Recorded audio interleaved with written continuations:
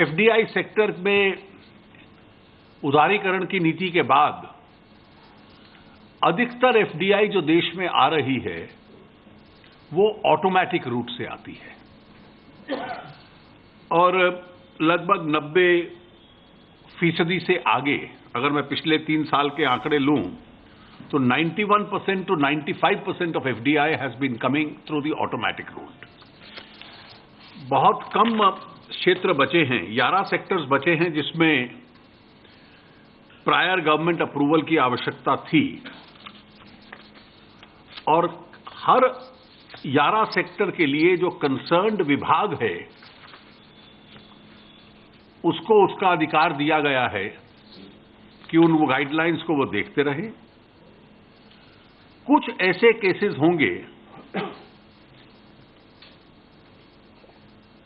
जहां security concerns होंगे तो वहां होम मिनिस्ट्री की भी एडिशनल अप्रूवल चाहिए होगी।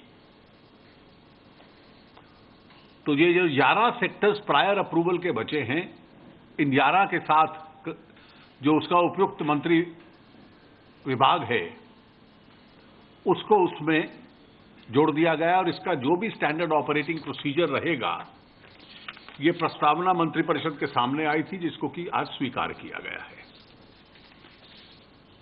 मेक इन इंडिया को बढ़ावा देने के लिए एक तीसरा प्रस्ताव था कि सरकारी खरीदारी में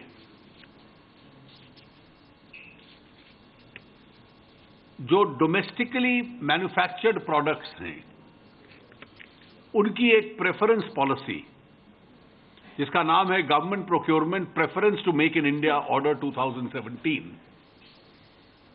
इसको मंत्रिपरिषद ने आज स्वीकृति दी है। इसमें पूरा इसका प्रोसीजर ले डाउन हुआ है।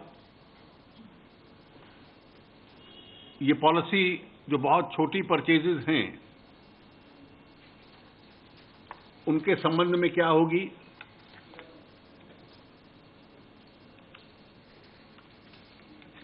5 लाख से नीचे के संबंध में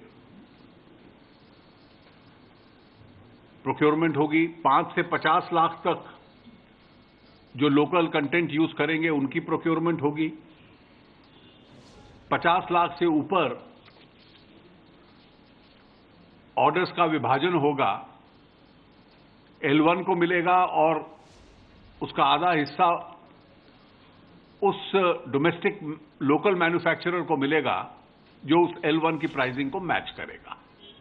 तो इसकी डिटेल प्रोसीजर अभी आपको दे दिया जाएगा, आज नेट पे डाल दिया जाएगा। ये एक तीसरा महत्वपूर्ण विषय था जिसको स्वीकृति दी गई। चौथा था कि चीनी का, शुगर का 2017-18 के लिए FRP fair and remunerative price तय करना था और पिछले वर्ष की तुलना में अब मिल्स की स्थिति कुछ सुधरी है। 10.6% का इंक्रीज और इस कीमत को 255 रुपए पर क्विंटल के हिसाब से तय किया गया है। Find us on Facebook at facebook.com/etnow and don't forget to click the like button. You can also follow us on Twitter at etnowlive. To stay updated with all our programming, hit the subscribe button on our YouTube channel by logging on to youtube.com/etnow.